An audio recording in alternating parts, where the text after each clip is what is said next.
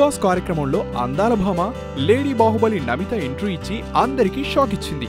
ఉళంగనాయగన్ కమల్ హాసన్ వ్యాఖ్యాతగా వ్యవహరిస్తున్న most waiting show Bigg Boss కార్యక్రమం తమిళంలో మొదలైంది.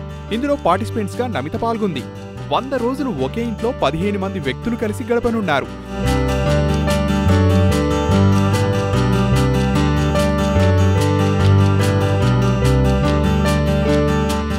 గ్లామర్ డోస్ పరంగా వెండితెరపై అందాలను ఆరబోసిన నమిత మరి ఈ షోలో ఎలాంటి రచ్చ చేయనుందో చూడాలి. మొదటి ఎపిసోడ్కు మంచి రెస్పాన్స్ వచ్చింది. అప్పటికే బెడ్ షేరింగ్ విషయంలో పార్టిసిపెంట్స్ మధ్య చిన్న చిన్న గొడవలు మొదలయ్యాయి. ముందు ఈ గొడవలు ఏ స్థాయికి చేరనున్నాయో చూడాలి.